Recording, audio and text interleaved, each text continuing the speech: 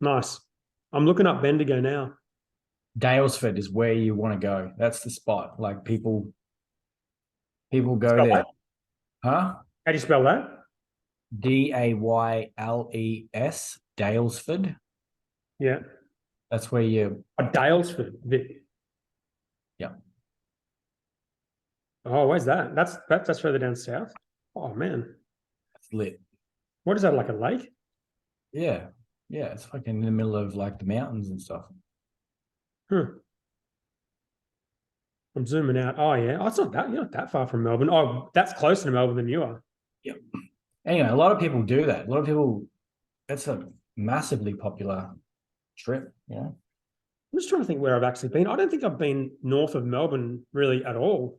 That's Well, there's massive. a lot of cool spots there. Like legitimately, people go to Dalesford from interstate. It's a thing apparently. That's cool.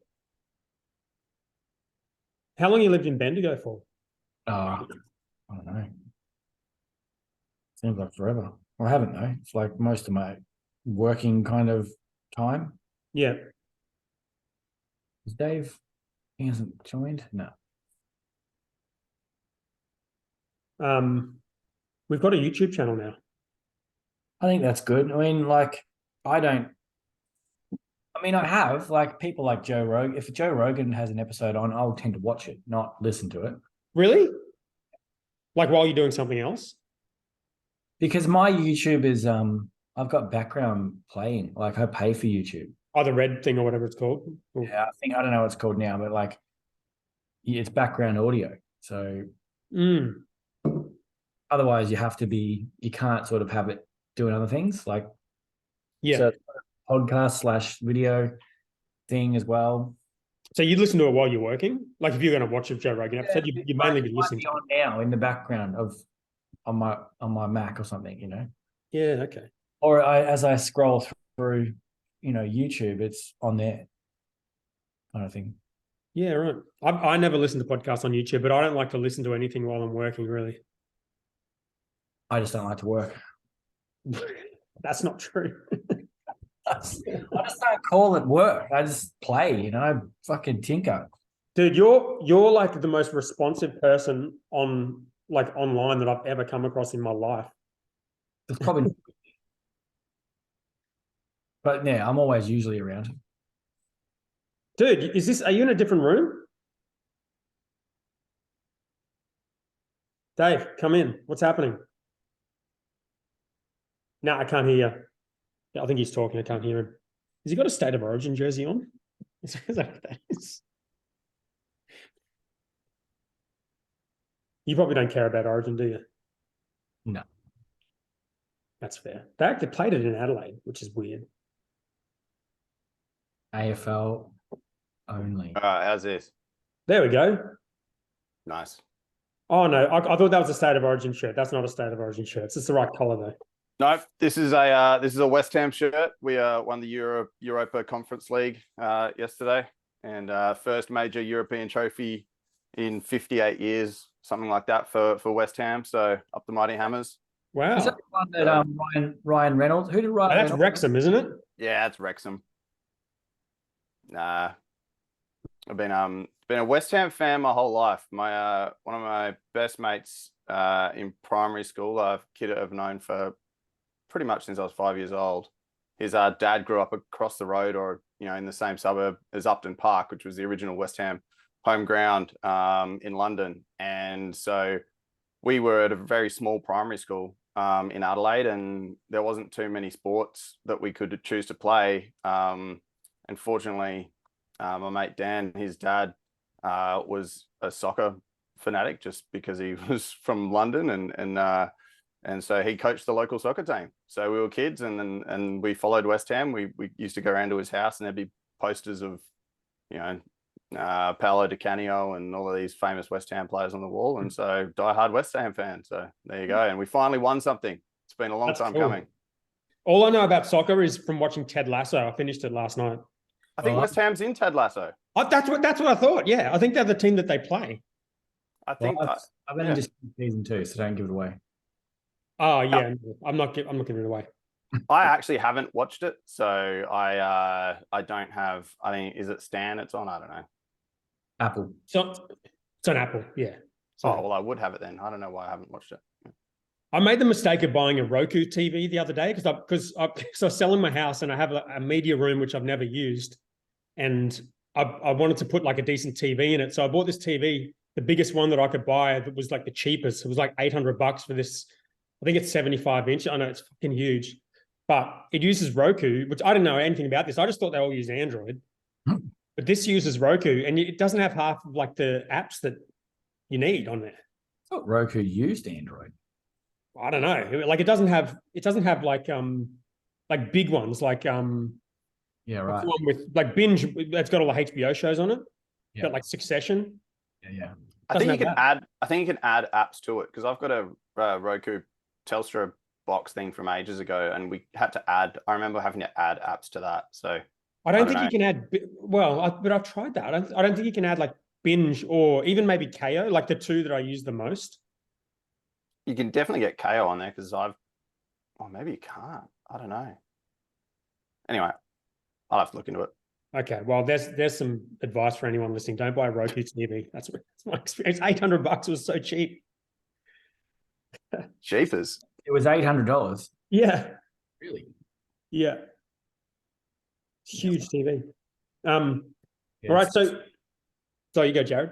I'm just looking. It's not on. It's Binge isn't an app by the looks of it. Oh, there you go. And that's the one with all that. Did you guys watch Succession? Yeah, it's the best show that I've ever watched. Best show I've ever watched. Did you finish it? Yeah. Yeah, insane. Is it that good? I haven't watched it. It's that good. Possibly one of the best episodes ever towards the middle part of the last season. Is it better than The Wire? Well, I think The Wire is my favorite show of all time, obviously because of hip hop culture and whatever. But it's damn good. The Wire, Can you say what the episode is without giving it without kind of putting a spoiler in? On a plane, you would know. Oh yeah, fucking hell! That was Jesus Christ. That's such an intense show, man. And then I would like watch the show, and then I'd listen to the podcast because Kara Swisher does a podcast where she interviews the dudes. And then my TikTok is like filled with all of this extra information from the show about like the level of detail they go into with the costumes and with like, have you seen those TikToks where it shows the actual script and then it shows like what the actor says, like that kind of content? Stuff too. It was, they're really, what's that called where they go off script? Improvise. That I didn't realize that a lot of the scenes had heavy improvisation in it. Makes it even more impressive. It's mad. And almost all the actors are not, like the main actors are not American. Well, one's an Australian. She's from Adelaide. Sarah Snog is an Aussie. I've never even heard of her before. I'm not an American, so I don't know if it's like when we hear an American do an Aussie accent and it's just terrible. But she sounds like she's American, and her partner on the show is English. I think Greg's English as well, maybe. Yeah. Well, she's from Adelaide. So, I'd never even heard of her until this show. And I didn't even know at the time until ages after that I'd been watching an Aussie in that role. Same. She's incredible. She's probably the best one on there, maybe. I don't know. I went into GPT and said, because one of my friends was saying, oh, why should I watch it? And I said, can you explain to a business owner why they should watch Succession? Like they're an entrepreneur. And it gave me a list of the reasoning. Oh, really? Yeah. And then they said, well, I don't care about any of that stuff. So, I mean, well, it's not. Watch a show that matched with their life, Yeah, but it's more just a good drama. It's just a good drama. Yeah. All right, so we're going to give an update of what we're working on this week because we kind of realized we forgot to do that the last 3 episodes. Fair enough. Who wants to go first? Well, you can tell us about what's happening with the master. Okay, yeah. Well, I don't have too many updates. So basically what I'm doing is I've got WP Master. I've got 3 or 4 clients and I'm kind of just making sure I do a good job for them. And I'm planning on, because I basically don't have an income at the moment, I'm planning on building that up a little bit, but also buying this small hosting business just so I've got a bit of a recurring income. But I can't buy that until my house settles, which is in about a month and a half. So I'm kind of in a little bit of limbo. I'm kind of hoping it doesn't sell to someone else. Yeah. And and sort of thinking maybe I could kind of negotiate something where I'm like, I'll just, finalize the price and just have it settle on the same day, that type of thing. But yeah, that's kind of where that's at. And I don't want to really promote, well, I don't need money really to market the service, but also what I want to do is kind of acquire a client base and then do a good job for them and market to them as a kind of a low-hanging fruit type way, rather than kind of going out and running Google ads or whatnot. Yeah. Can you do letters of intent in the platform that you've seen this on, the sale, the purchase? I think it's come off. It was on Flipper. I think it's come off there now. But I figured out who owned the thing, and I've been messaging the guy one-on-one. Yeah, because I know, like, when I sold a startup last year, the letter of intent started the process, and that must have been at least 6 weeks of nonsense between then and the actual closing of it. Oh, really? I don't know. This was on my acquire.com, whatever it's called. Yeah, yeah. But it was, that, even though it agreed, it still took quite a while before it actually had to be paid. What was the holdup? It was just well, it was letter of intent, but then it was due diligence process. It was like they put through their list of questions. I had to do the list of answers, how much custom, like, prove all the stuff that had been claimed. And then once they agreed and ticked it off, then it was kind of like escrow process. And that took a while too, the typical escrow thing. Yeah, right. Escrow.com, I think people use for that, which seems archaic and old, but anyway. Yeah, I'll have to ask him, because I think it's come off Flipper, but he knows my situation and knows everything, and I've gotten a lot of the information out of him already. Plus, it's quite a small thing. It's not like a huge acquisition. I know when I sold WP Curve, that process was like, I'm just trying to think, probably like 7-8 months. It was a long time. Oh, yeah, it was a long time. Can't say anything doing it too, probably. What's that? Couldn't really talk about it either. Couldn't talk about it, and it almost fell through so many times. Like basically at a company like that, you've got like basically one guy who is in charge of M&A. This is GoDaddy. And he's decided, for whatever reason, he wants to acquire this company. And we got about 3. Actually, what happened was we started talking to, what are they called? Envato, Envato, the Aussie company. Still use them. Yeah, we started talking to them, and we went through that process for like 3 months. And then at the end, they pulled out and said they weren't interested anymore. Yeah. So we went through all of that. And I kind of just, maybe in hindsight, they were just trying to get information out of us and trying to work out, just work out if they want to get into that line of business or something. I've no idea. But anyway, they pulled out. So then we were just burnt from that. And so then we found this deal with GoDaddy.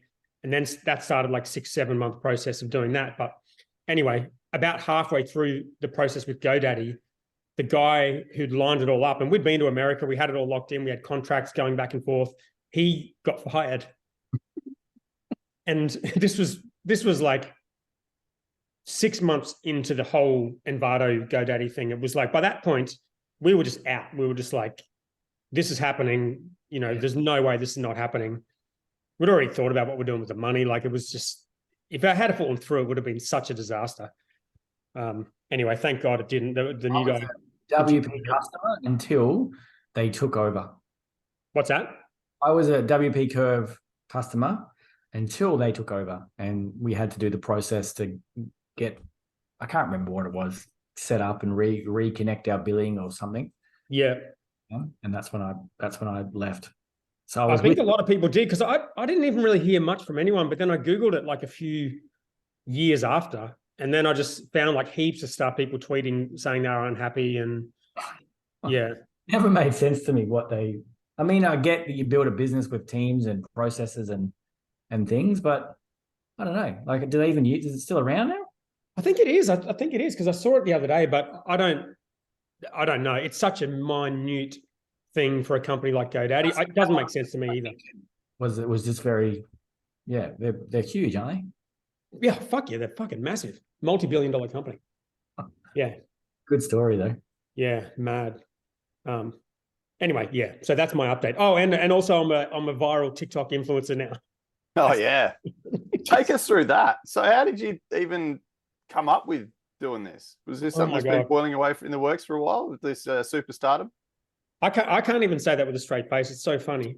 Basically what happened is we like cooking, right? I'm no good at it. My partner Aaron is very good at it, and we just have fun doing it. And I think I made a video because I start seeing these TikTok videos, and I'm like, oh, that's cool. I made one for my own. I made a couple of videos of us cooking at home, just chucked it on TikTok. Didn't really do anything.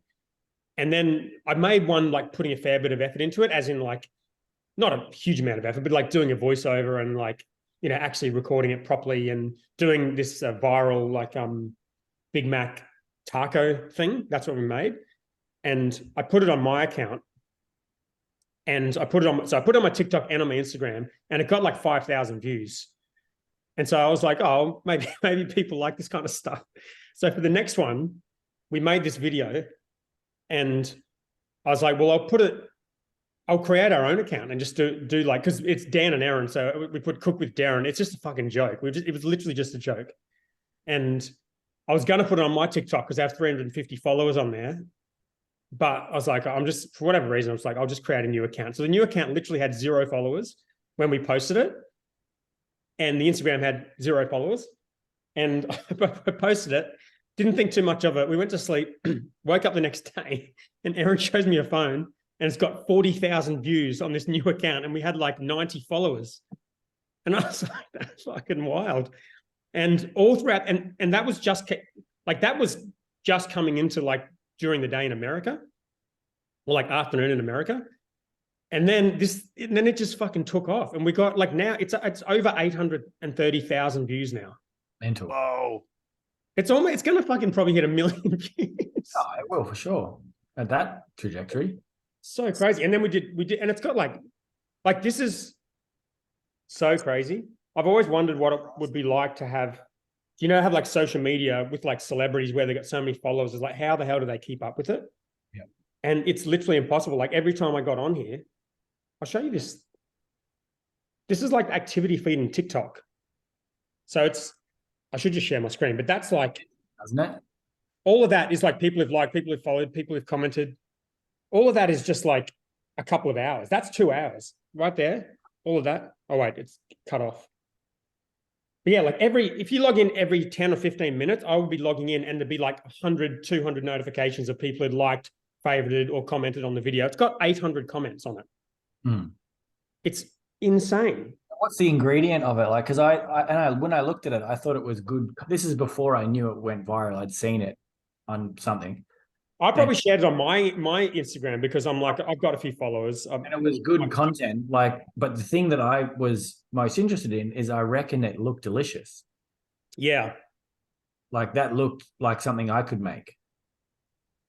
Yeah. Well, that's the thing. And we did another one 2 days ago, and that one's only got 1,000. It's got 1,200 views, which is kind of not bad either, really. Like it's a brand new account. But yeah, I'm going to keep doing them and see what happens. We've got 3,600 followers now in like 3 days. Yeah, that's wild. That's awesome. I think like you kind of hit it there, Jarrod. Like if it looks makeable to the average person, they'll be like, oh, we should make this and share it with their partner, right? And that immediate share just goes, and then that's how you get that exponential kind of growth in it. I think when people see things and they're like, that looks amazing, but there's no way in hell I'm ever making that, it loses that opportunity to kind of catch that viral curve. Which means your gourmet level of craft probably drops down a little bit, but the cookability is probably the goal, yeah? Simple thing like cook would be shareable. Yeah, I'm just trying to think what I watch on there. Like I like seeing stuff like that that's easy to cook, but I also kind of appreciate watching like someone who's really good cook something really nice. Oh yeah, that's a whole type of content though, I think. But I reckon the reason yours worked was because it was very achievable. That looked very cookable. Yeah. Whereas in the other one, did you make dough or something? I wouldn't even know where to begin with that. Yeah, true. The other one may be too complicated. And I didn't like do a close up of the food either. I think like the reactions and stuff go really well and like close up of the food and I don't know. What was the story, that first one? I mean, I can't even remember the other one, but that was a good hook with Will at the start. Like, yeah. I don't know. There's a lot of good things in that piece of content. So funny. Hey, TikTok is wild. Like if you think about, like that never would have been possible before. It still wouldn't be possible on any other platform. Like it must be just so smart that it just shows a new audience. I mean, it has to only show new people because we had 0 followers.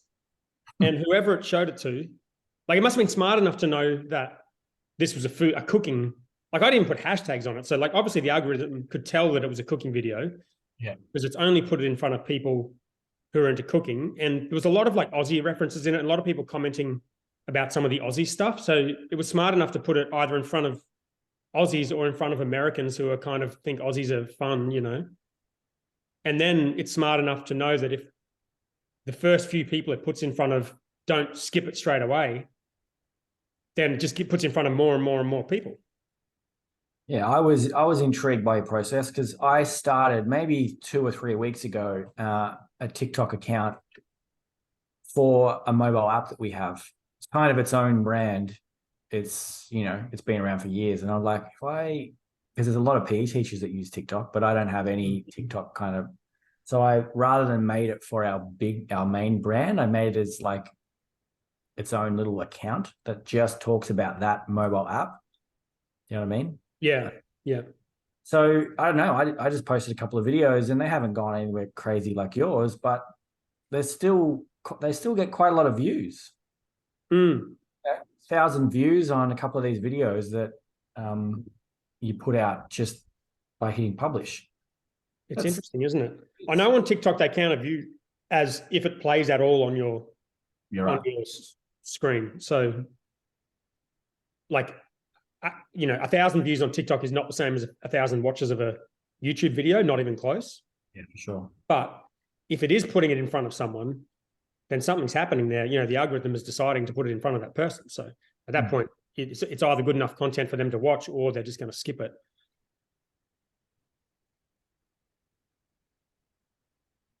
Motivating.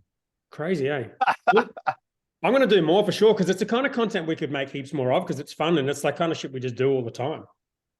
Well, I reckon like the other little part to that is the reaction up front, right? That little clip of the reaction up front is the hook. And then you want to see, well, how did you get that reaction, right? Yeah. So I notice a lot of the good content creators do put like a bit of a hook at the start, and it's kind of something that's made its way into digital media a lot more recently, 100%. because of the attention span, right? So there's a bit of a phenomena now with music and Spotify artists basically just placing the chorus just at the front of the song. Huh. They'll literally write the song, and then they'll just grab the chorus. 5 seconds in, you're into the chorus, and that's your hook. And then the rest of the song, you either continue to listen to or you switch songs. And it's basically because Spotify required you to have 30 seconds of a listen for it to count and get paid. And so they figured out that if they put the best bit of the song at the front, most people get 30 seconds into the best bit of the song. Interesting. Yeah. And also probably the bit of the song that ends up on TikTok and goes viral and the bit that people remember when they come back to listen to the song. Yeah. So essentially songs are 30 seconds long now. And the rest of it's just, filler. That's my which is mad. Dan, is when is your course coming out for like TikTok expertise? Like I expect it, tripwire funnel through to like, $99 upsell expert kind of course. Is that coming? That is not coming. There'll be way too much content out of me just making a joke out of the whole thing than that I could make money on it. But I'm sure there's people milking that kind of thing at the moment, wouldn't they? They would love that opportunity to monetize. Oh my God. I mean, when like, yeah, like you think of like people who call themselves like Instagram experts and shit like that. And they're like you look at their account and they've got like 3,000 followers. Like it's pretty rare for people to, and the other thing with TikTok is it's all cumulative. So like if you look at my account's already got 50,000 likes after two videos, and that accumulates. So like that stat always sits on your profile. So if we just do like 100 videos over the next, few months or whatever, that number's going to get to huge. And you could feel like I've got 1 million likes on TikTok, and that could be like a proof thing. But is it relative though? So like therefore everybody on TikTok would have the same advantage? If they're getting traction, yeah. But the thing is with content is like like I've always thought with video, I'm no good at it. I don't really know what to put out there. I've just never really done it. I've got my own TikTok account. I never know what to put on there. Like you were saying, Jarrod, like your main brand, does it even make sense to be on that platform? Like this is the first time when I've done a video where like all of it just kind of makes sense. Like it's the kind of structure of a video that suits me and suits the platform, right? But most people, it's really hard to find that. Like with all my other business, I haven't been able to find that. I couldn't really figure out video with Black Ops. I couldn't do it with my personal brand stuff. I just never really could find that sweet spot. And I think there's, you lean into the fact that you're just doing it anyway because it's fun. So the outcome doesn't really matter. Whereas you're not forcing anything, Yeah. Yeah. I think the second video might have been a bit too forced. And I think what you said about food as well was like it didn't focus on the food as much. So I'm going to do one tomorrow. I'm going to Brizzy tomorrow. we're going to go to the markets. I'm going to make a steak sandwich. And I'm going to do like a close up of the food and then go to eat it, but not do the reaction until the end of the video and see if that like gets people hooked in to watch the reaction at the end. Awesome. Yeah, I like it. Can't wait to see it. All right. I'll report back next week and see if I've got another 1 million views on TikTok. What have you been up to, Jarrod? You got an update? I mean, this week I've been using, I guess, AI tools as kind of like a coding co-pilot. I'm not like a developer, but I've always been able to converse in that language, like I can hire people for any tech development kind of work and we build apps and whatnot. But so it's kind of getting to the point where if you can explain it, you can kind of you can kind of build it. Can you give us an example? Because you messaged us during the week with one thing you're working on. Yeah. So, I mean, like for me, we run a membership for PE teachers. It's like 10,000 members, that pay for it and have free accounts and whatnot. So we just build tools that are useful to them. And we could have put them all in one package. That's the context, I guess. So if you're a PE teacher, like something that you do all the time is you put people into teams and come up with a draw and those sorts of things. So, I thought, could I build a team generation, like draw generation tool that you say how many teams you need and how many playing areas and etc. Generate a draw that takes into account those parameters.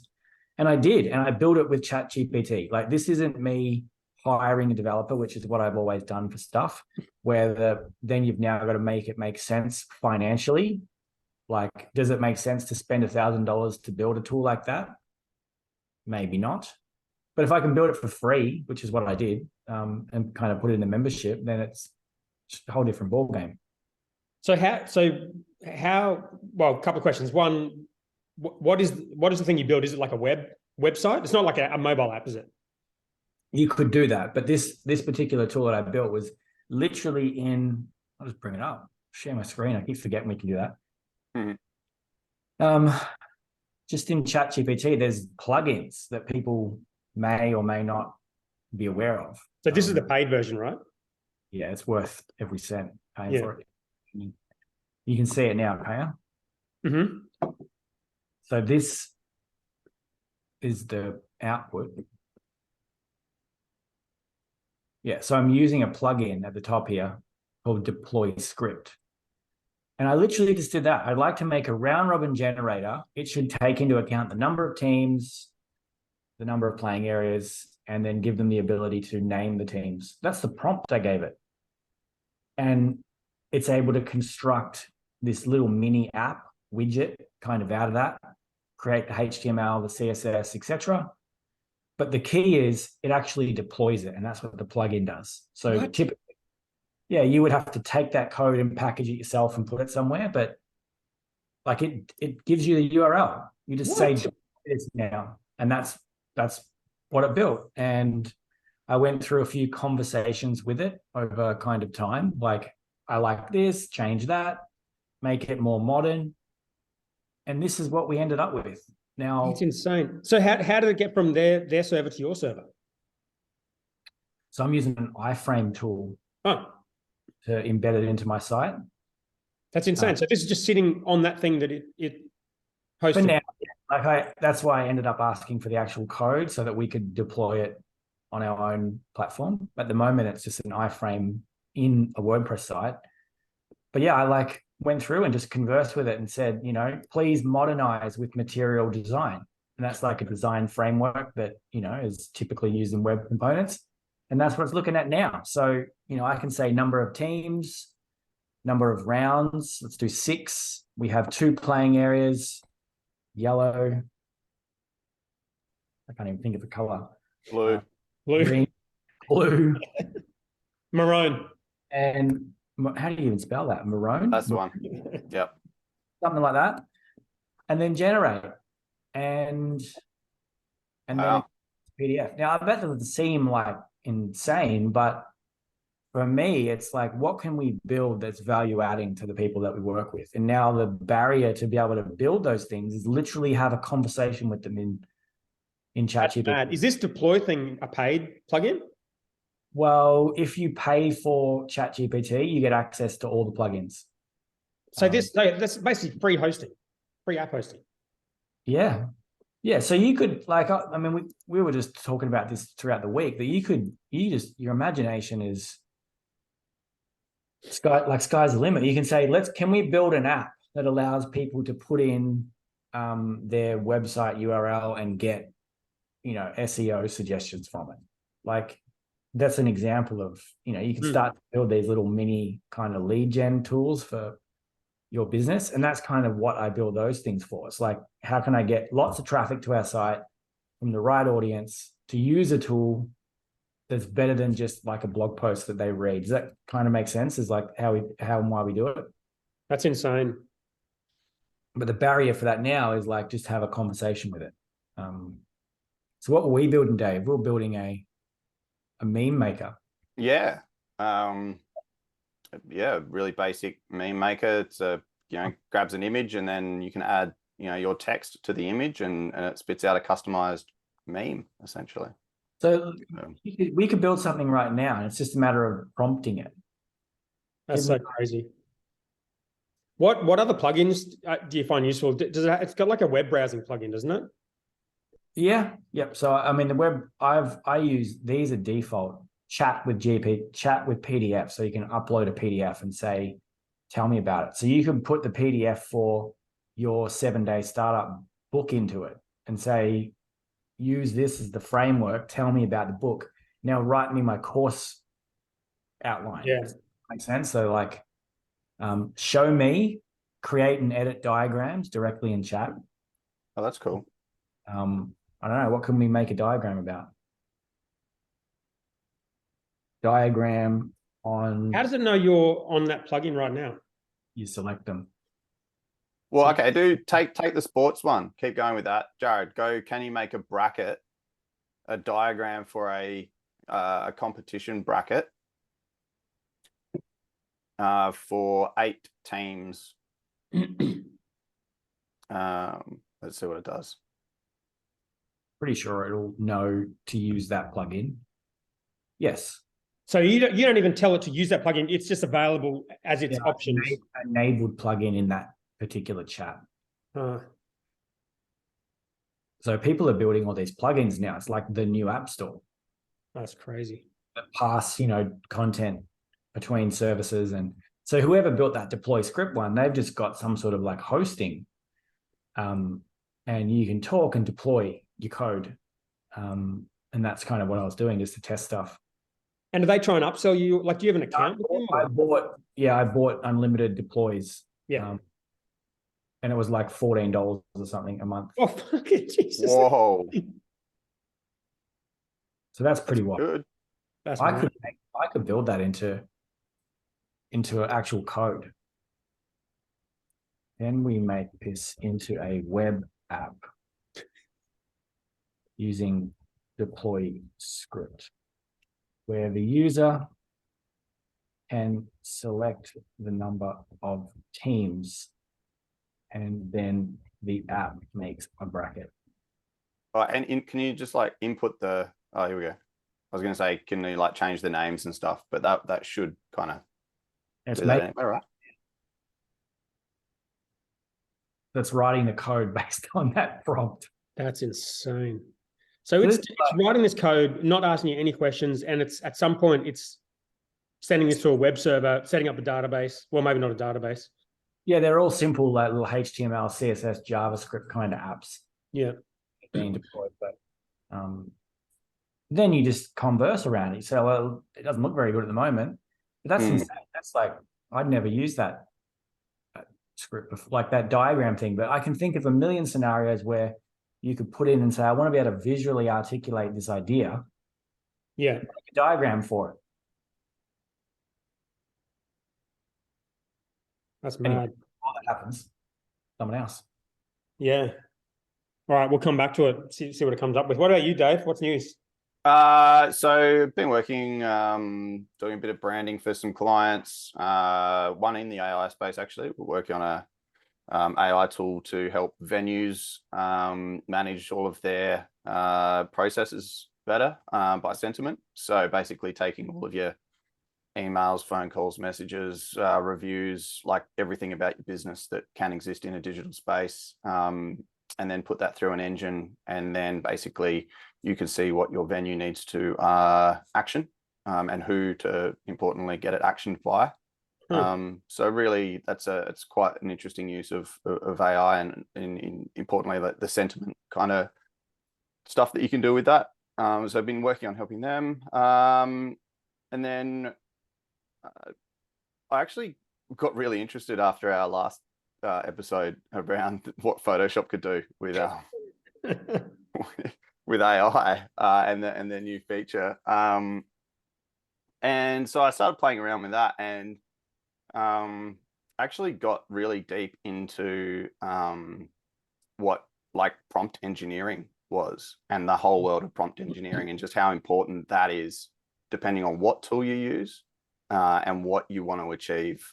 Because out the box, a lot of these things sort of, depending on how you prompt them, can give you the widest range of results, right? And I think one of the things that I noticed was that a lot of the videos that were showing, the Photoshop stuff in particular,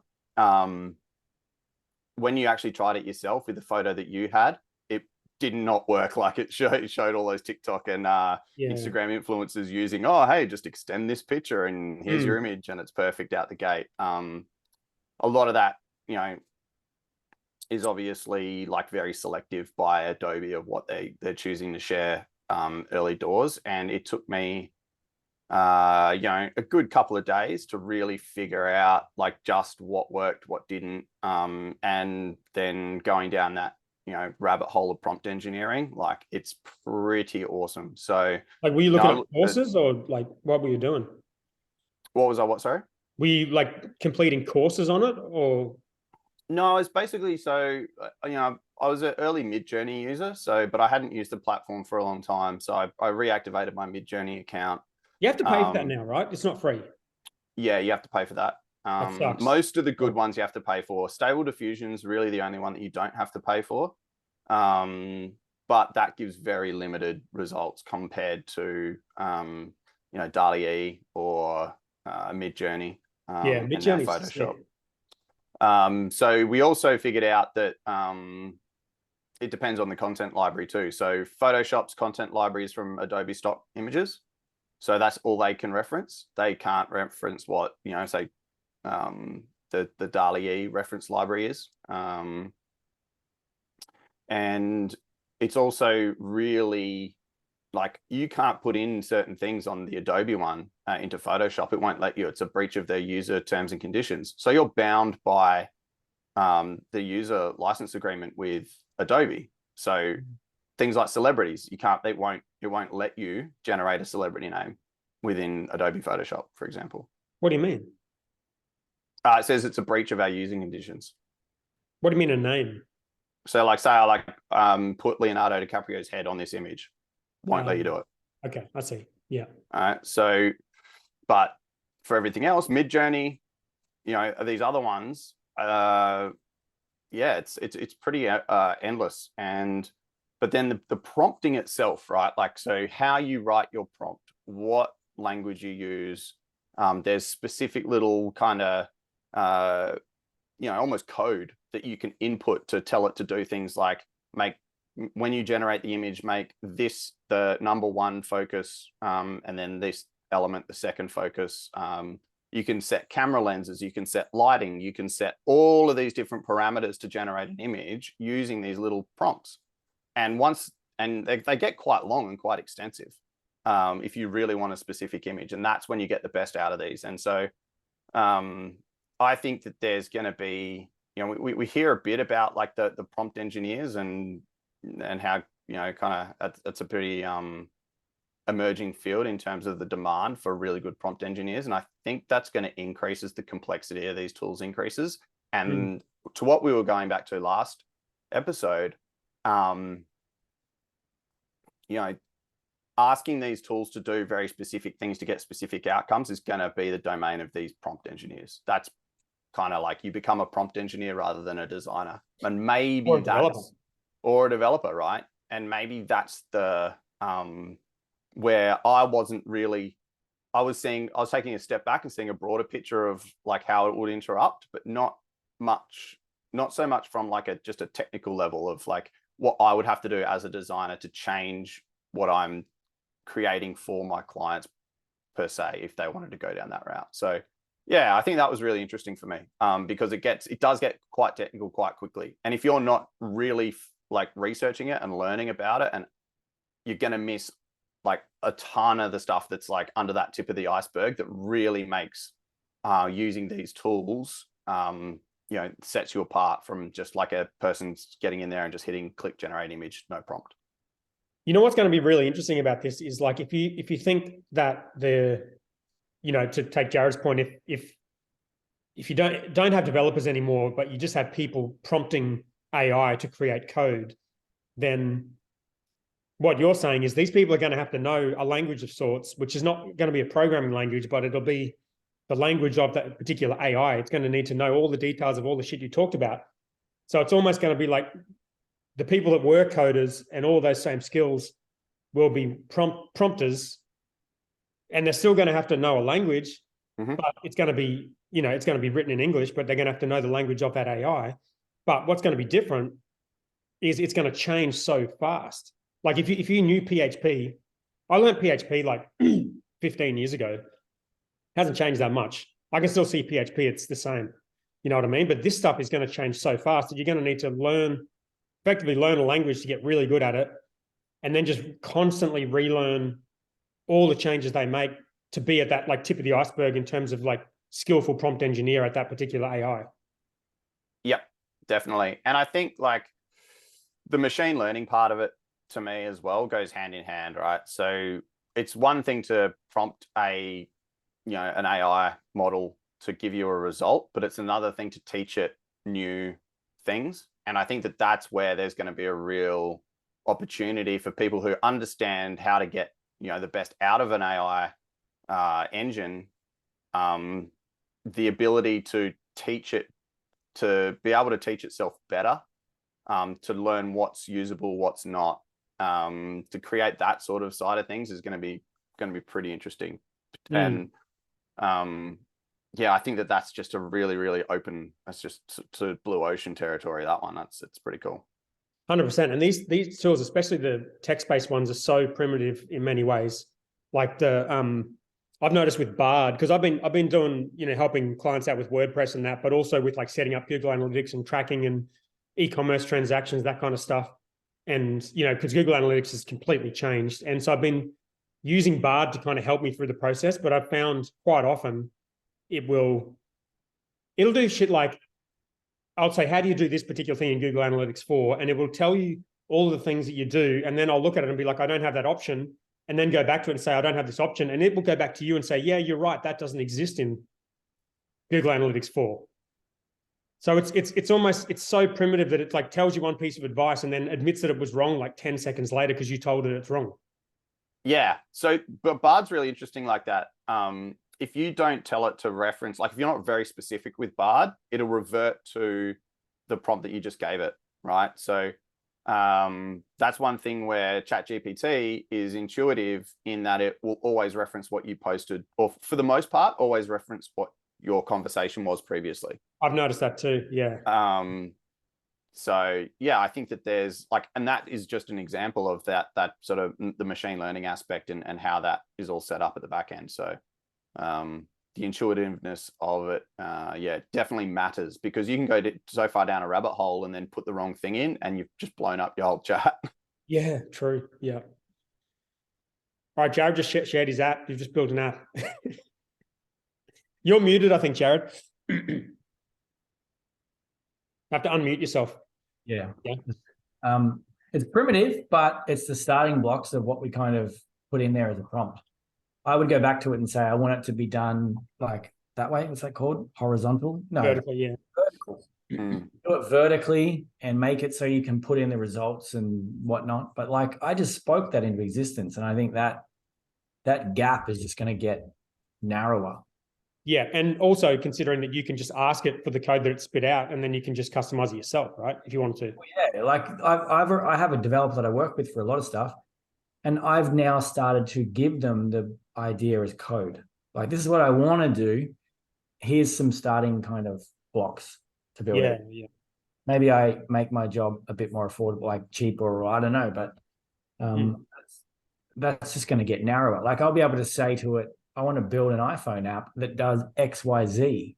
And I think, being able to deploy that to the store, that'll happen soon. Yeah, that's a big one to that's a big jump to make. I feel like mobile app and into the App Store, at least into like the Apple App Store.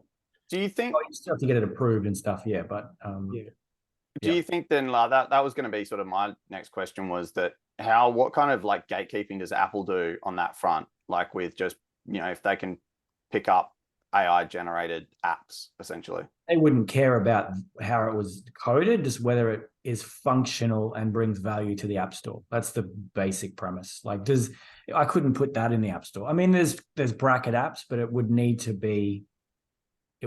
have a minimum function to be appropriate. Otherwise, they say just keep it as a PWA, progressive web app. Yeah. Anyway, I need to go because I've got an appointment in 8 minutes down the town. To do the beard again. Yeah. So I'll see you all next week. All right. Can we keep the conversation going, Dave? Because I want to get your input onto this Apple Vision Pro thing. Oh, wait. Do you need to leave, Jared? If you leave, are we out? Hang on. I don't even know. You can change the host. Yeah. I must be a host anyway because I'm recording here and I got them. I've just made you host. Yeah, nice. Okay. And I'm going to leave. Awesome. Cheers, man. Have a good week next week. I'll chat to you on Friday. Bye. Catch you soon. Yeah, well, I wasn't intending to make the most of the episode about this, but we rabbited on for fucking ages about something else. But let me share this. Are you keen to talk about this quickly? Yeah, let's go. Let me share. Let's see if this works. Share sound. Can you see? Oh, actually, do you see? You probably see the whole thing, right? Yep. Wait, let me. I'll just do the window. Where's the window? There we go. That one. Share sound. Okay.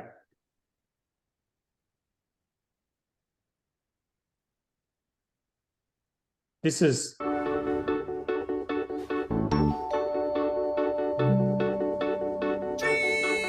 You hear that? Yep. I'm guessing this is just. Oh, this is Tim Cook's choice.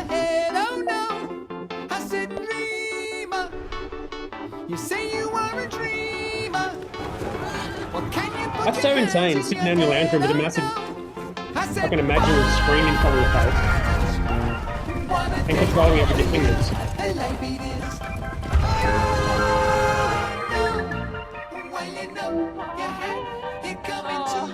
I miss you so much.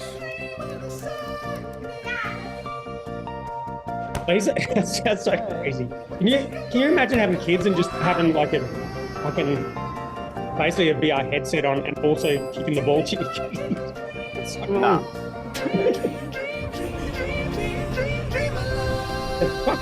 the ads are just incredible.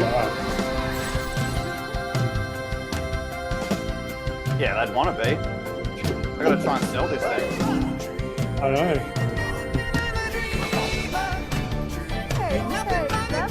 Anyway, I'll stop it. So The other reason I had this on there was J. Cal's tweet there, just to kick things off. So he says, Apple will win AR thanks to their app store.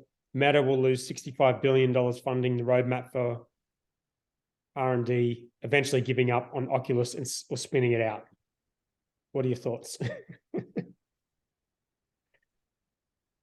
I saw a tweet about this recently, actually.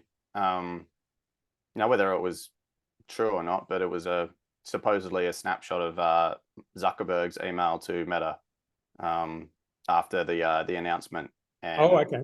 him outlining their very different takes on the vision for what, I guess, consumer headsets looks like. And the first one that we referenced was the price point. Right. This thing's 10x what an Oculus costs. Insane. It's nuts, right? Literally 10x. So who are they targeting? We know from the way that Apple generally price their products that it's the top end of the market, right? It's a luxury brand as much as it is a functional, functional brand. Right, but it's normally sort of like 10-20% extra. Right? That's it, and even their phones are now almost par. Like if the new Google phone comes out or the new Android Samsung phone comes out, and it's pretty much almost the same price. Yeah.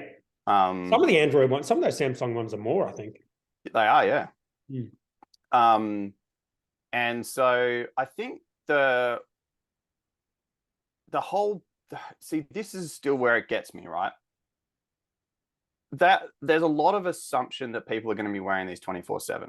Like, oh, I've got a call coming in, I'm just going to tap on my headset. Like, wait a minute, you have to, like, you're not already wearing it. No. Like, you've got to go and pick it up, put it on, plug it in. Like, there's too much friction to the user experience. Plus, like it's got 2-hour battery life. Plus, it's a computer on your head that's heavy, and it gets hot because it's a fucking computer. Yeah. And I hate wearing these things for longer than a couple of hours. Yep. Am I going to wear them all day? Hell no. I had the exact same thought because I bought like some nice headphones at an airport once.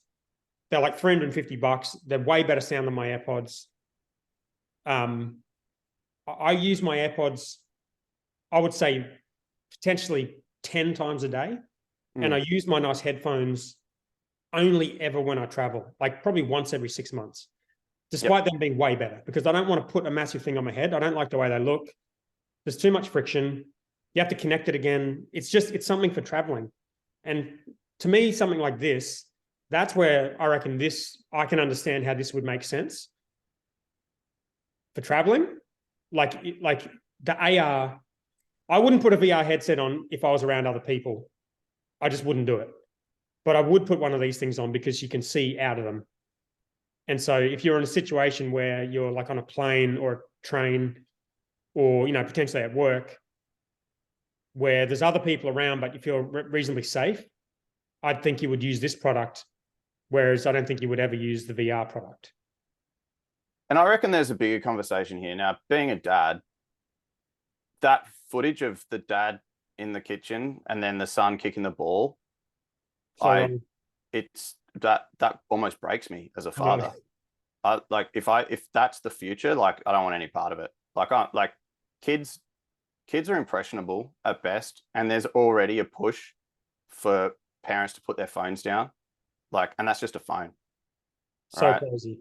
And I am guilty of it myself, being on the phone way too much around my two who are watching me do it. And it scares me. And they're 4 and 6, and I'm finding myself now just switching it off, putting it away, like putting it in a cupboard, like forcing myself to not try and do that as much as I used to, partly because my wife was getting onto me so much about it. And I wasn't really conscious of doing it. I was like, always had the excuse of like, well, I have to be contactable. I live in a 24/7, work environment. I've got clients all overseas, blah, blah, blah. But I was just making excuses basically to have it near me so I could access it when I wanted to. And I think that kind of behavior is problematic for the future. And But what makes it worse with these things, if you could imagine you've got one on, but your kids have also got one on, Yeah, and you're seeing different things. So you can see each other in real life, but they're probably watching one movie, you're watching another movie, you're working on something, you're not even doing. You're distracted, right? Anymore. You're distracted like this with a phone. Mm.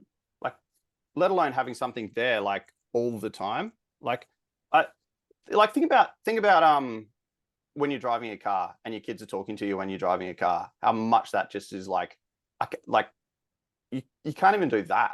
Like, and then people want to like watch movies, work, read the newspaper, cook dinner, and then kick football with their kids at the same time. It's like we're males, we can do one thing one time at the same, like that's it, right? But B, like I don't understand that as a human, why we need to be doing all of those things at the same time. Life's busy enough. Yeah. So you're not getting one then?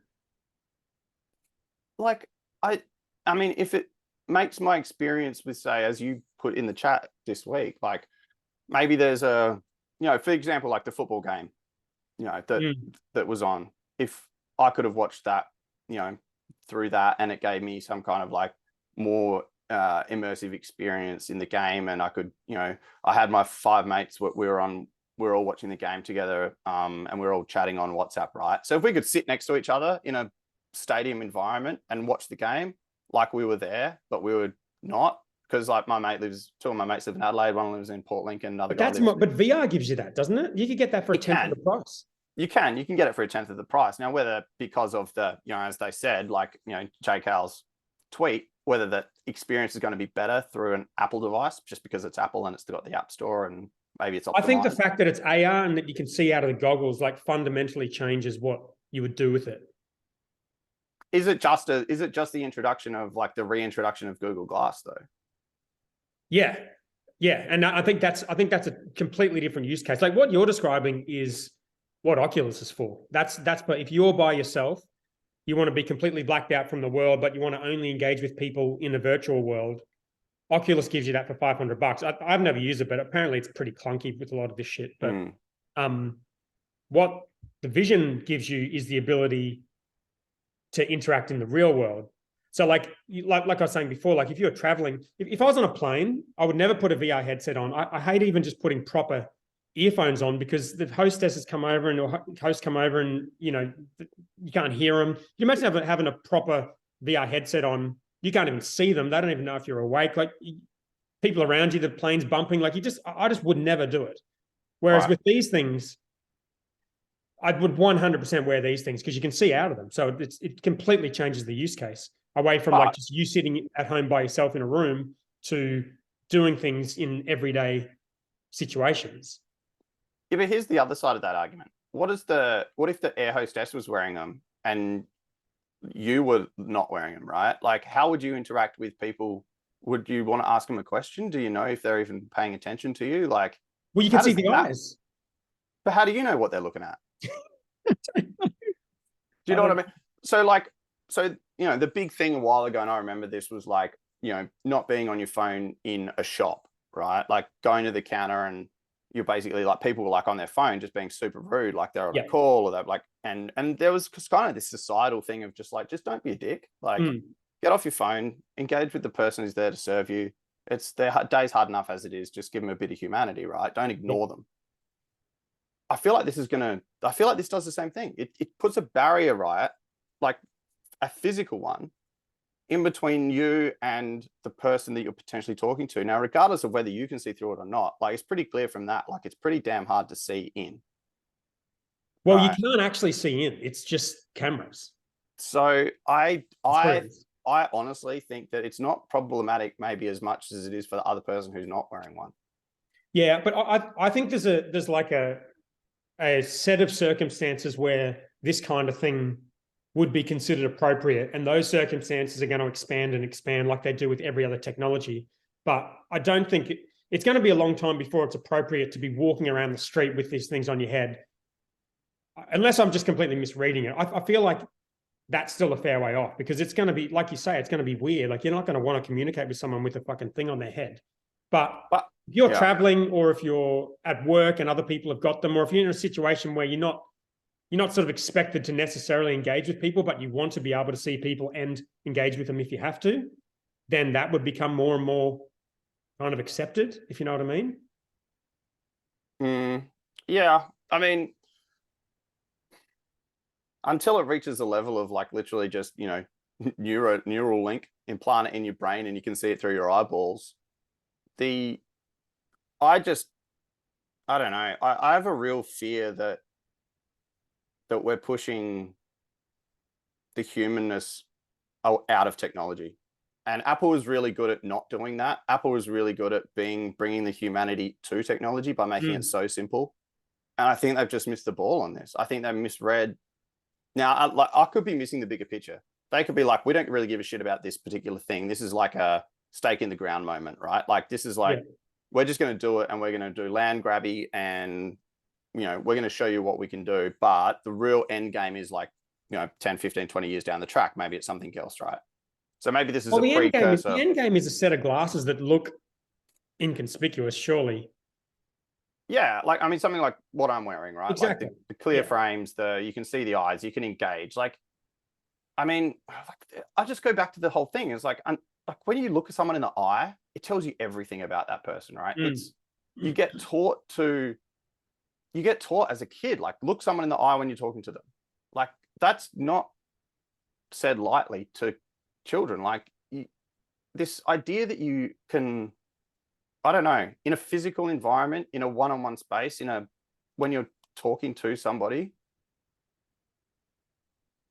that for me is what it's about, right? Like I really think that as we learn more about like the psychology of these devices and what it does to people mentally, that we're going to get more and more in tune with how we should use them responsibly. Yeah. And I feel like that the pendulum's going to swing to less is more. Because I don't know, unless we want to end up in a world where we just literally like sit in rooms individually in cubicles and get fed through a tube and don't even interact with each other. Yeah. Like Matrixy. Ready Player One. Yeah. Like I don't know. And I don't know. I've seen too much of the world to want to put anybody in a box. I think that there's so much to explore out there. And if you're not actively trying to go and see as much as you can of this planet that we live on, you're doing yourself a disservice. Yeah. I mean, I don't get it. So that's just me.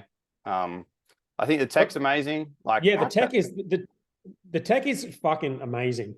But you see the way the FaceTime thing works is you could be FaceTiming someone, so you can just see them obviously through your screen, but they don't see you wearing a headset. They see like an avatar or a persona or something they call it of you with all of your hand movements and eye movements as if you weren't wearing anything. It's so crazy. Yeah. I mean, there's no doubt like the tech is incredible. And yeah, as I said, like maybe it's a precursor to something that they've got bigger picture, but I just on the surface of it, like parts of that video just make me worry about how we connect as people. So what about your thoughts on whether it will work? Because I know from the history of Apple bringing out products, everyone seems to get it wrong and Apple always seems to get it right. Like, remember when they brought the MacBook Air out, everyone complained about it not having a CD-ROM drive. And when they brought the AirPods out, people complained because they look weird and they thought people wouldn't wear them. And then when they brought the iPhone out, people complained because it didn't have a stylus because the previous technology had styluses. And they do this every time, and inevitably every time they're right, because they've just got an incredible intuition or data or whatever it is for giving people something they didn't know they wanted. You know, so I feel like they haven't done that this time. But I say that very reluctantly because they've pretty much never made a mistake on that front. They're almost always right. But on this one, I just feel like this particular device, it's way too expensive. I don't think I know anyone who's going to buy one of these things because I think it's way too expensive. But yeah, I could be wrong. I mean, you don't want to bet against Apple, no, just because of their track record. But I think also they So I think with the examples that you gave of those products, there was an understanding that the technology was being superseded, right? So that CDs wouldn't be a part of the future. So they were minimizing. Right. They were taking things away. They weren't Hmm. adding things. So they were taking away peripherals. They were taking away, everything was to make the device less intrusive or less bulky or smaller, but in this case, it's completely different. They're taking essentially what is in here, right? And they're doing the opposite. And that's the part that disconnects from me. I'm like, they've spent the whole of their existence built around this device and the success of it, and the fact that they can pretty much now put your entire work tools into here and your everything into here. And now they want to take it out of here and they want to put it on your face.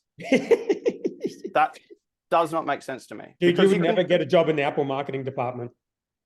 But hear me out on this, because this having something with you isn't new. That's been, you carry bags, you carry this, you carry that, right? But people carried suitcases, people carry briefcases. They've always carried things with them that they need, right? That's been forever. So people are used to the idea that if you're somewhere and you need something, you have it with you and you need to carry that somehow. But you can always put it down. You can take a pair of glasses off. You can take a hat off. You're not limited by something where all of a sudden, to just have a simple call, you need to get a thing and strap it on your face, and just it's make it tiny. And so they're this is what I don't, maybe this is the part where I say maybe I'm missing something, because to me, the energy shouldn't necessarily be going into trying to reinvent the wheel in the sense that it's just about connectivity, but what actually makes someone's life better. Now, I don't think that makes anyone's life better.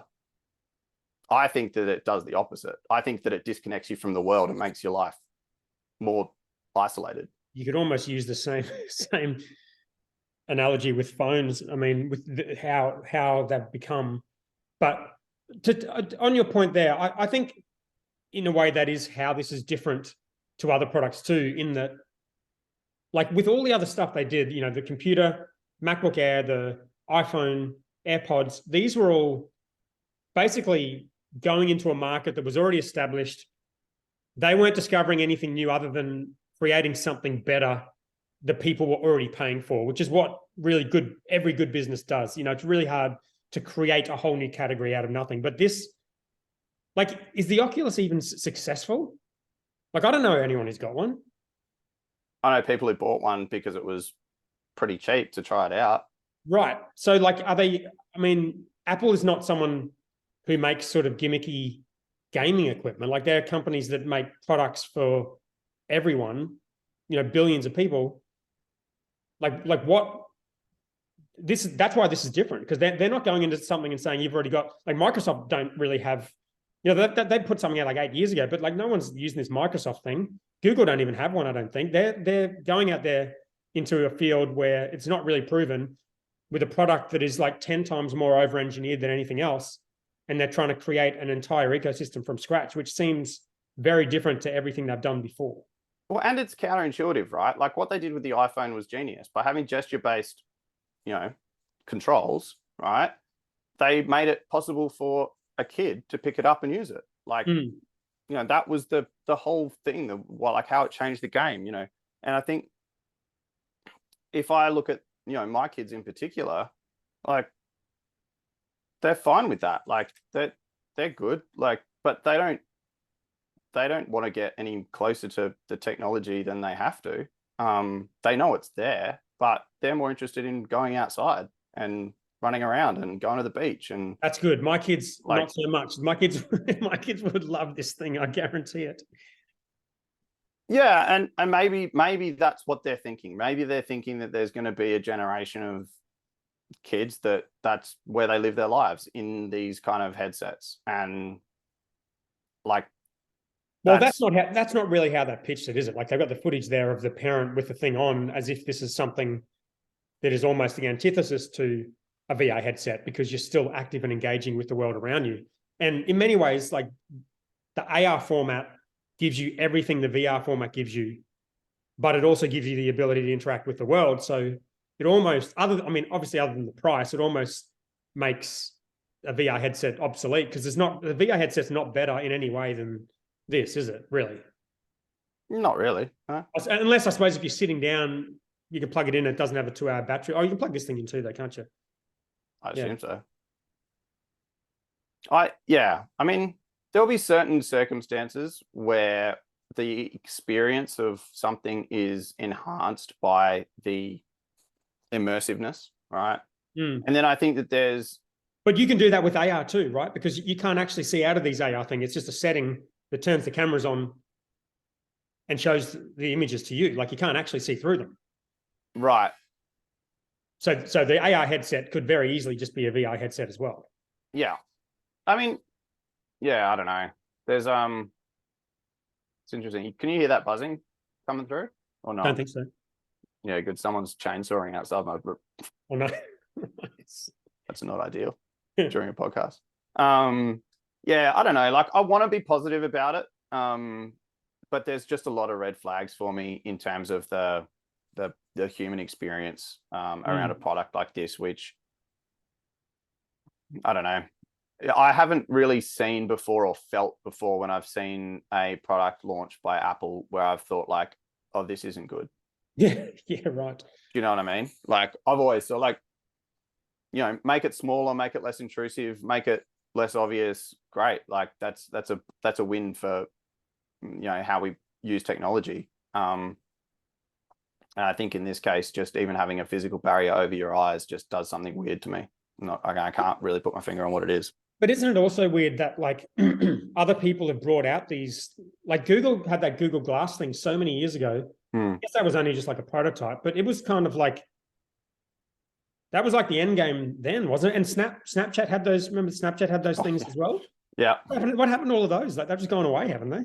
Because I think people just take them off. Yeah. Like people don't like, and if that's like, it's just not like, I don't know. There's just something that's funny about like that to me. And my mate had a pair of those like Snapchat glasses. Like did a bunch of stuff, like wore them to Melbourne, took it like I get it, but at the end of the day, I'm like, a year later he's not using them, or he's broken them, or he's lost them, and he can't bother replacing them, and it's like it just isn't the same, I think, as like taking a briefcase and putting it into a phone. Like that journey of like the product makes sense. And like what is what they're doing with this product is fucking ambitious.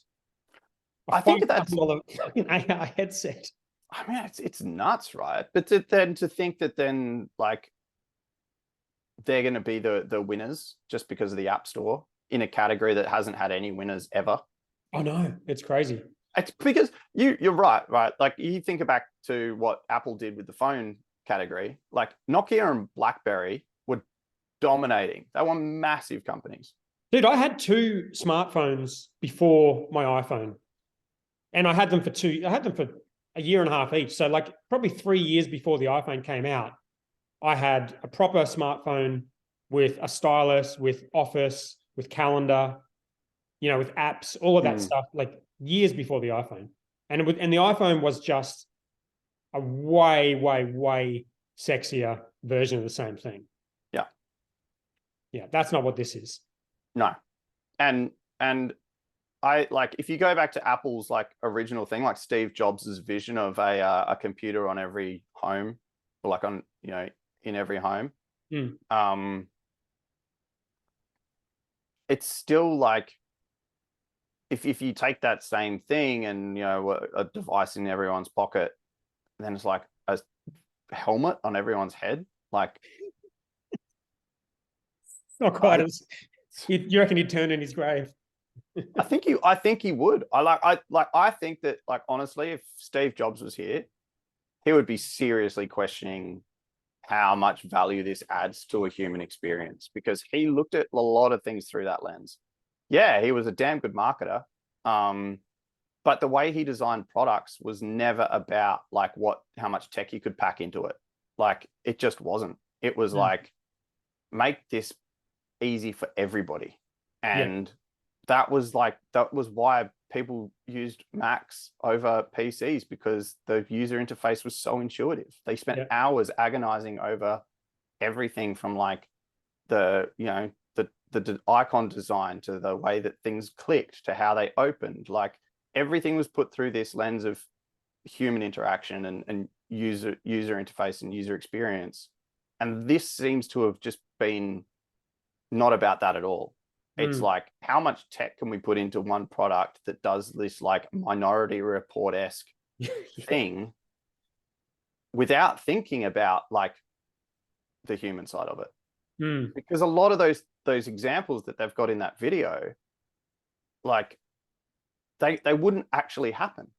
Like, I fucking hope not. The lady folding things on her bed wearing a thing, like why has she got it on in the first place?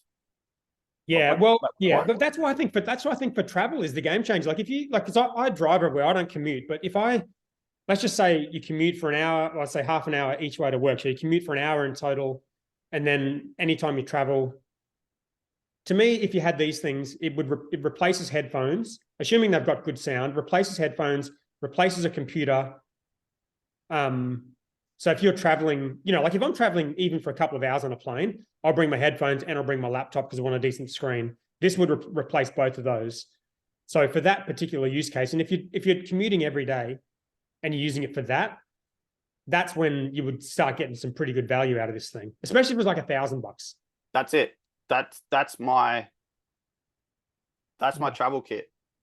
Phone and AirPods. Beats Pro and a phone, and sound quality out of these is nuts. But what's the price? But what's the price of that? Like you could. I mean, you're going to replace your phone, but $200 and $1,000. What's that? $1,200. Literally, and it's small. It's like it's this big. Fits in my pocket. I like take it through the airport. I don't even carry. Like, I have no carry on when I travel. Yeah. I just put it in my pocket. I'm done.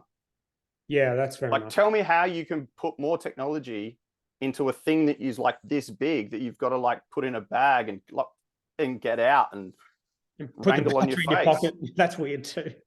Put like what the that's where I'm just like, I don't understand. Like that's it. That's how big it is. Yeah. Right. Yeah.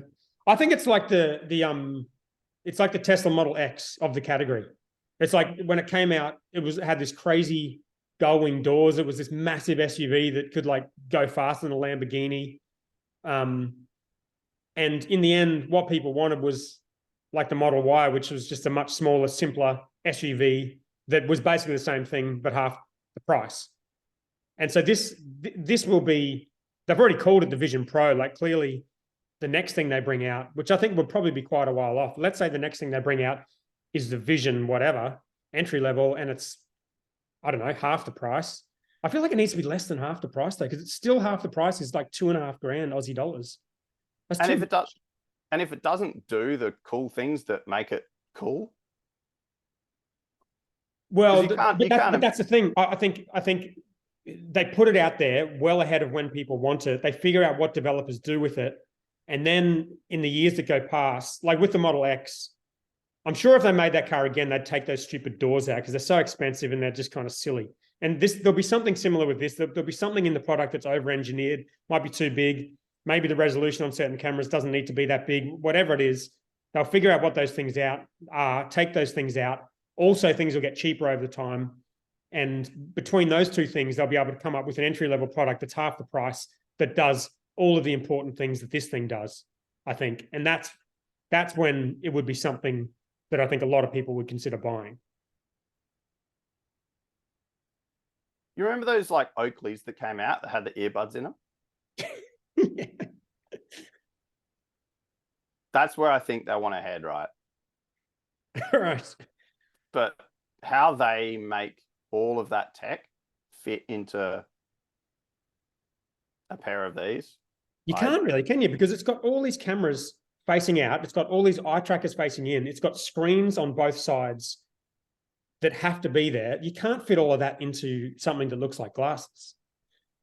Not with technology we currently have. So whether Yeah. they've got that alien technology that they found that the US government just announced, you know, and then all of a sudden, like, there's got some, you know, alien screen that just has it all built into the nanoparticles of whatever. Yeah, I don't know how they're going to solve that tech problem, but I mean, it's not, you know, you never say never. And you never want to discount anything that a company with a track record that Apple has does, but I can't see them disrupting as you said, disrupting a category that is blowing up, that all of a sudden requires a better product than what's currently out there. Currently, they all don't do anything. Yeah. So I don't know. It's interesting, like you said, it makes you nervous. Maybe what part of makes you nervous is the fact that the leading brand is doing this. And maybe there's an argument to suggest that they're doing this because Facebook went so hard with the whole Meta thing and the acquisition of Oculus. That could have led to Apple, you know, greenlighting this thing 5 years ago, like whenever they started. They've been working on this thing for a very long time. If the leading brand does it, then how are Google going to respond? How are Microsoft going to respond? All of a sudden, all of the major companies are going to be working on this one category. And so the whole computing thing is just going to shift in this direction, possibly because Zuckerberg got excited about VR like 5 years ago. That's a really good point, actually. I hadn't really considered that. Like, yeah, if you look at the timeline of when this sort of stuff has been touted, right? Like, you know, the VR headsets go back, I think there's examples of them like in the 70s and 80s, like people doing experiments with it. When's even HoloLens is like, that was like 8 years ago, wasn't it? Yeah, and the Magic Leap, remember that one? Is that still a thing, Magic Leap? The fake whale jumping in the thing that was all CGI. What happened to that company? Did they go? I think, didn't they get bought by Google? Oh, 2016. HoloLens was 2016. So yeah, that's 7 years ago. Right. Yeah. But it goes back further than that. And yeah. I think you're right. I think there was maybe like when Facebook made that massive shift and just became Meta, and there was all of a sudden this COVID hangover of like work from home and immersive workspaces, and maybe it did trigger something inside that Apple company to go, we're going to get out in front of this. And then, you know, they're over 50% through this project and they're like, well, we can't stop it now. So exactly. We're kind of like, we better finish it. And this is the result. And that's they've possible. got like, maybe they've got like 10,000 units and they're like, right, to make our investment in this back, we're just gonna have to sell them for like 10x what the market rate is. And we're just going to be done at the end and just kind of like say nothing when it's all said and done. And just, that'd be funny, wouldn't it? All right, let's make a prediction, because I want to look back at this in a year and see if we were right or wrong. So I'm going to say a year from now, I would say 18 months from now, they'll have a product that's half as much, and people that I know will have one. But until then, I won't know anyone who has one of these things, and they'll move on to other things. What's your prediction? I think they'll announce that in between product sooner. I reckon they'll announce that within 6 months. Yeah. Right. And then I think we see a long tail, kind of like Oculus did, right? Like it was 2, 3, 4 years before you saw any kind of decent applications, any kind of decent examples of like what you could do with it. And then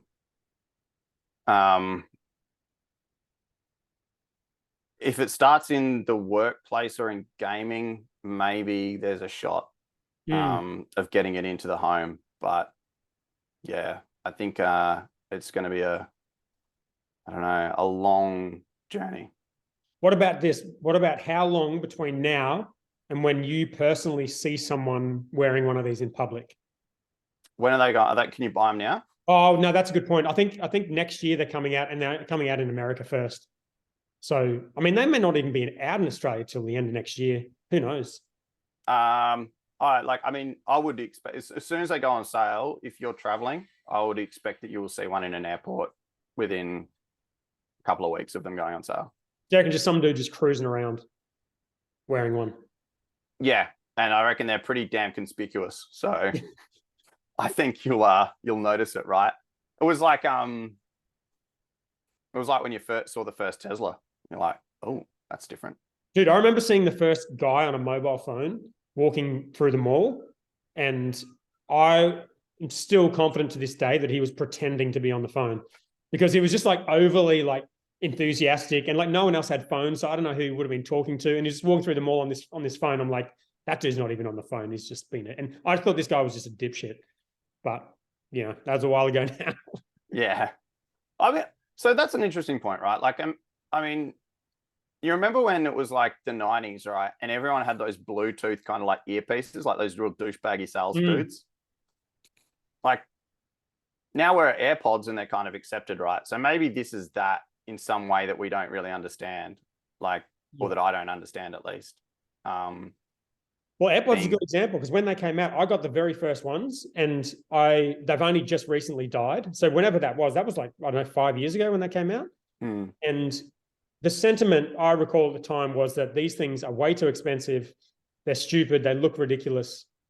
And I've now had to go back to wired earphones because mine have just died. And it's horrible. Right. Like, and people couldn't see it at the time, but like, it's so shit having wired headphones. So this could be one of those things. I mean, every other time it has been one of those things. Like Apple just had an intuition about this stuff that other people didn't have. But I'm gonna bet it's not.